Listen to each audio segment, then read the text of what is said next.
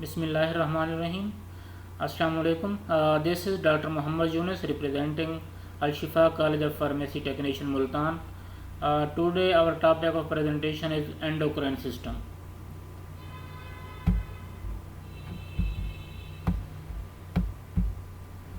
Endocrine system में सबसे पहले हम एंडोक्राइन ग्लैंड्स पर बात करेंगे. Glands that secretes their products are hormone directly into the blood stream rather than through a duct. Endocrine का जो लफ्ज़ी मतलब है वो डक्टलेस है. ऐसी रतूबतें जिनको ट्रांसमिशन के लिए किसी डक्ट की ज़रूरत ना पड़े, ये डायरेक्टली ब्लड स्ट्रीम में एंटर होके अपने टारगेट आर्गन तक पहुंचती हैं और अपना फंक्शन परफॉर्म करती हैं. ऐसे ग्लैंड्स को हम एंडोक्राइन ग्लैंड्स कहते हैं.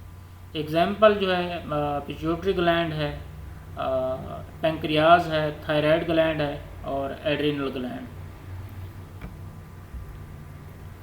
Exocrine gland. Exocrine glands are gland that secretes their products into the ducts. Exocrine gland ऐसे ग्लैंड होते हैं जो कि अपने प्रोडक्ट्स या केमिकल सब्सटेंसेस डक्ट के थ्रू टारगेट आर्गन तक पहुंचाते हैं. For example sweat glands, salivary glands, mammary glands.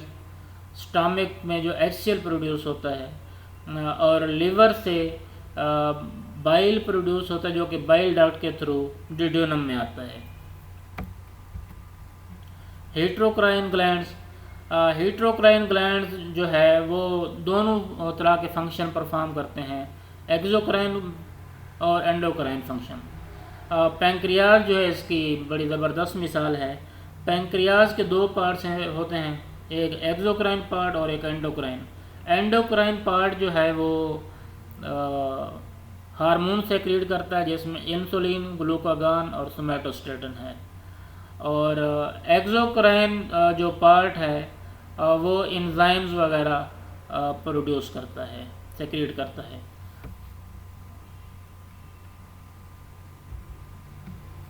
Endocrine system ऐसा सिस्टम जो कि हार्मोन या chemical substances directly blood stream में पहुँचाए, इनको किसी डक्ट की ज़रूरत नहीं पड़ती. जैसा कि आप देख सकते हैं ये सेक्रेटरी वेसिकल्स हैं, एंडोक्राइन सेल है ये सेक्रेटरी वेसिकल्स हैं. हार्मोन जो है डायरेक्टली ब्लड स्ट्रीम में जा रहे हैं और ब्लड स्ट्रीम से फिर टारगेट सेल्स को टारगेट करेंगे जहाँ पे ये अपना फंक्शन परफॉर्म करेंगे. They are commonly referred as the ductless gland because the hormone secreted directly into the bloodstream. Endocrine system consists of a number of glands जिसमें pituitary gland, thyroid gland, parathyroid gland, adrenal gland, pancreas और thymus gland. इनको हम बारी बारी discuss करेंगे.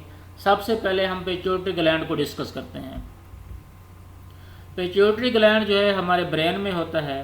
Brain में एक part है हाइपोथैलेमस. हाइपोथैलेमस के नीचे जो है वो ये आप देख सकते हैं इस तरह की स्ट्रक्चर होती है इसकी. ये इसकी एंटीरियर लोब है और ये इसकी पोस्टीरियर लोब है. ठीक है, ये ब्लड सप्लाई दिखाई गई है, blood supply to anterior lobe. ठीक है, कोई भी स्टिमुलाई हाइपोथैलेमस से आएगी तो यहाँ पे ये एंटीरियर लोब को आएगी. एंटीरियर लोब से जो केमिकल्स या हार्मोन्स रिलीज़ होंगे वो डायरेक्टली ब्लड स्ट्रीम में यहाँ पे एंटर हो जाएंगे और फिर टारगेट आर्गन तक पहुँच जाएंगे. ठीक है, एंटीरियर लोब से जो हार्मोन रिलीज़ होंगे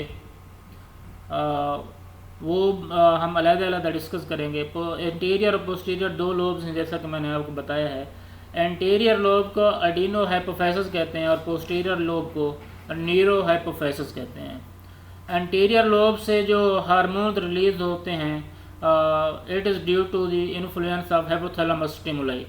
हाइपोथैलेमस से जो स्टिमुलाई आएगी उसके थ्रू फिर एंटीरियर लोब से हार्मोन रिलीज होंगे. और पोस्टीरियर लोब से हाइपोथैलेमस के स्टिमुलाई के नतीजे में जो हार्मोन रिलीज होंगे वो पोस्टीरियर लोब में स्टोर हो जाएंगे. एंटीरियर लोब से जो हार्मोन रिलीज होंगे उनमें से एक ग्रोथ हार्मोन है, प्रोलैक्टिन है, थायराइड स्टिमुलेटिंग हार्मोन है, एड्रीनोकार्टिकोट्रॉपिक हार्मोन है, फॉलिकल स्टिमुलेटिंग हार्मोन है, ल्यूटिनाइजिंग हार्मोन है। ये एंटीरियर लोब से रिलीज़ होके अपने स्पेसिफिक आर्गन पे जाके हार्मोन रिलीज़ कराएंगे और अपना स्पेसिफिक फंक्शन परफॉर्म करेंगे। जैसे कि आप ग्रोथ हार्मोन है, ये बॉडी के डिफरेंट आर्गन पे जाके इफ़ेक्ट करेंगे और ग्रोथ को स्टिमुलेट करेंगे। इंटरमीडिएट लोब से ए और B melanocyte stimulating hormone release होते हैं जो कि मेलानिन रिलीज़ कराते हैं। मेलानिन जो है स्किन को डार्क करता है। पोस्टीरियर लोब से vasopressin, ADH, anti diuretic hormone और ऑक्सीटोसिन रिलीज होते हैं। एंटीरियर लोब से ये थोड़ा सा दिखाने की कोशिश की है।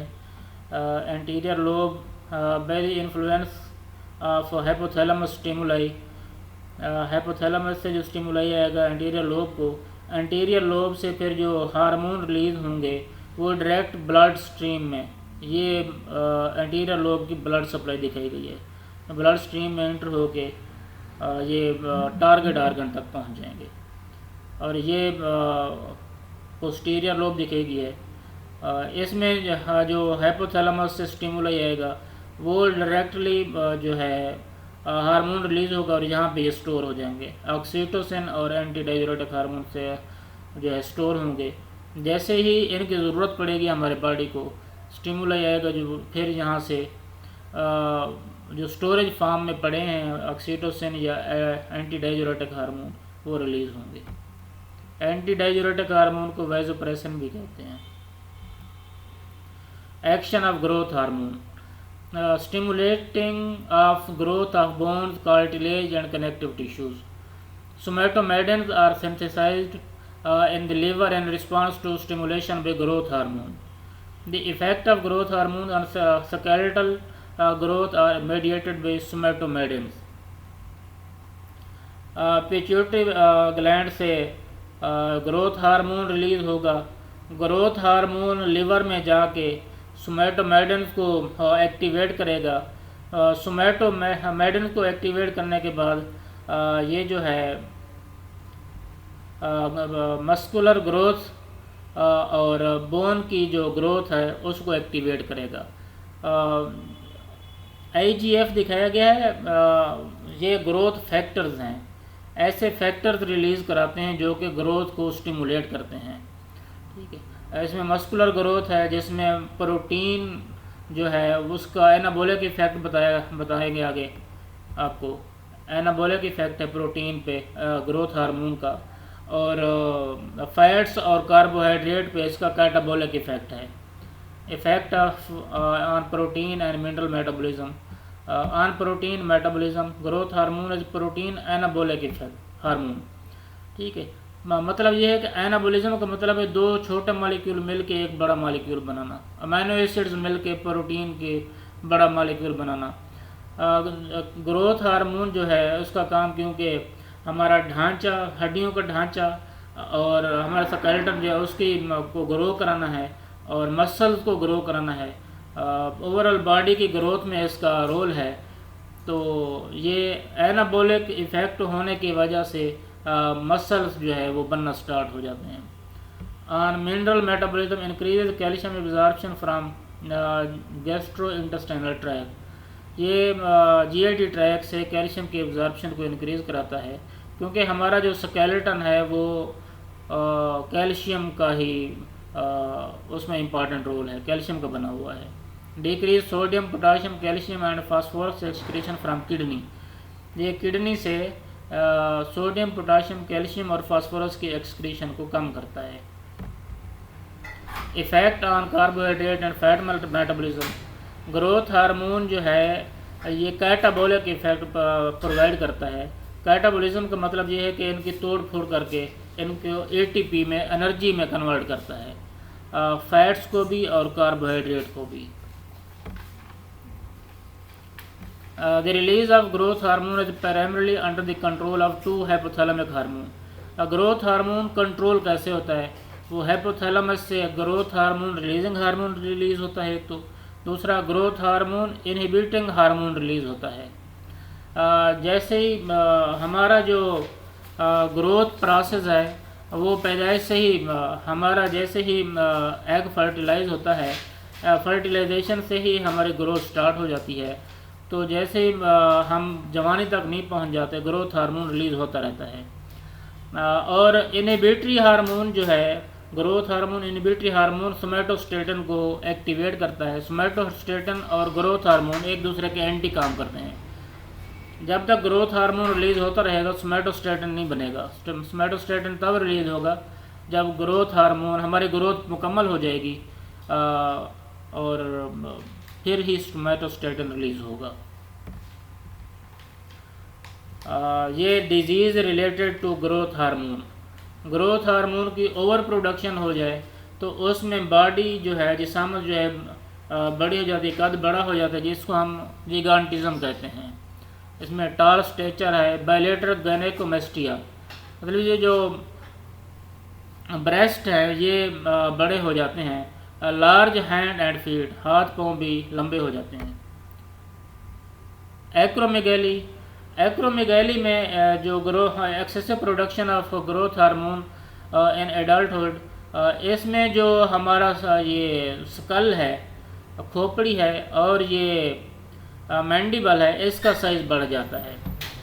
Broad thick nose, thickening of skin, prominent brow, prognathism, elongation and widening of the mandible. इसमें ये जो है मैंडिबल जो है ये बड़ा हो जाती है।